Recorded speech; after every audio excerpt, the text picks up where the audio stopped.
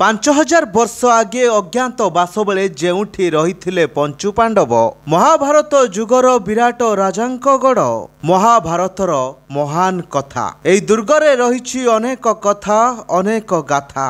बालेश्वर रायबणिया दुर्ग जेउठी रही पंचु पांडव एई दुर्ग केते हजार वर्ष पुराणा ताहा सठिक आकलन करा जाई पारि नाही, किंतु यह ऐतिहासिक पौराणिक किंबदंती रे वर्णना करा जाइछि। एही दुर्ग कुआडे सेतेबेले उड्र राज्य को सुरक्षा जोगाउथिला। बालेश्वर ऐतिहासिक रायबणिया दुर्ग दिने एठी राजांक सैन्य माने नेउथिले सामरिक तालीम। किंबदंती कहे ए दुर्ग कुआडे महाभारतर पंचु पांडव गोटिए वर्ष पई अज्ञात बास करुथिले, जहार आयतन हेबो कटक बारबाटी ठारू बड़ आउ रायबणिया थिला एहार राजधानी। ए विराट राजांक अधिष्ठात्री देवी मा किचकेश्वरी एही दुर्गरे पूजित हेउथिले। एहार अनेक वर्ष परे मयूरभंजर भंज वंशर राजा माँ किचकेश्वरी को एठारु नहीं अन्य जगार प्रतिष्ठा करथिले। वर्तमान जेउठारे माँ गड़चंडी पूजा पाउछंती ता पश्चात रे थिबा एक भंगा घरे थिला माँ किचकेश्वरी मंदिर।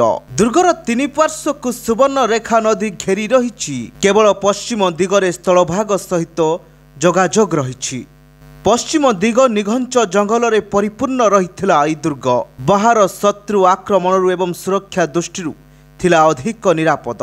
पौराणिक वर्णना अनुसार रायबणिया दुर्गर दैर्घ्य प्रस्तर 4 योजना बा 12 वर्ग माइल विशिष्ट थिला। एथिरे 5000 सैन्यक सह युद्धरे सिद्धहस्त असंख्य घोड़ा और हाथी मध्य रहिथिले। दुर्गर चतुर्दिगरे क्रमान्वय सुगभीर गड़खाई रहिथिला। 1238 रु 1264 ख्रीष्टाब्द मध्यरे यह एक प्रशिक्षण केन्द्र थिला। पदातिक हस्ती एवं अश्वारोही सैन्यमानक प्रशिक्षण केन्द्र थिला।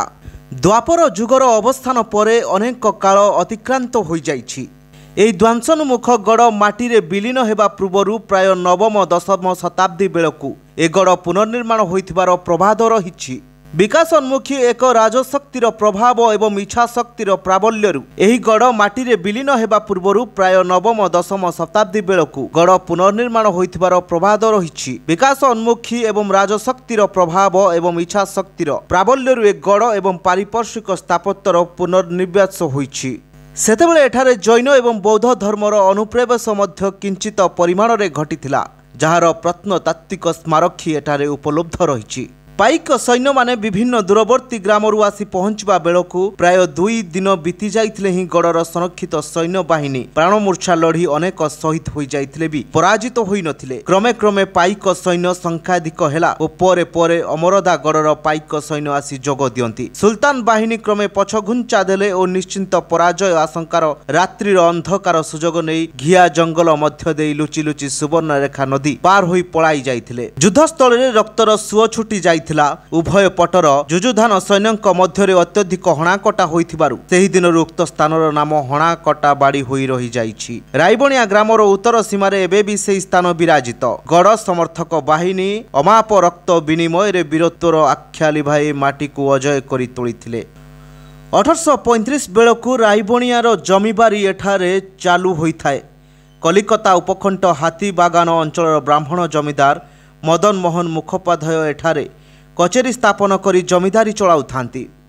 1850 पूर्वरु ली साहेबगढ़ मध्य थिबा नंदिका पुष्करिणी हुड़ारे एक नील हाउस स्थापन करी 1850 पूर्वरु ली साहेबगढ़ मध्य थिबा नंदिका पुष्करिणी हुड़ारे एक नील हाउस स्थापन करी नील बड़ी तैयारी करी विदेश को रप्तान करुथुले और लाभ पाउथुले।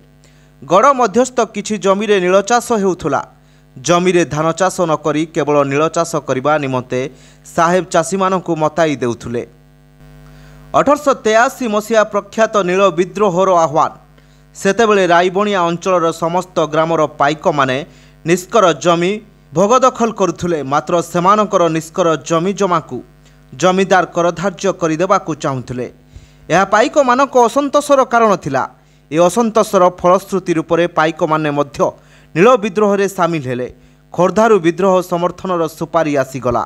विद्रोहर स्वर खोर्धा पार होई बौद्ध गंजामर पाराखेमुडी खलिकोट एपरिकी राजमहेंद्री पर्यंत थिला।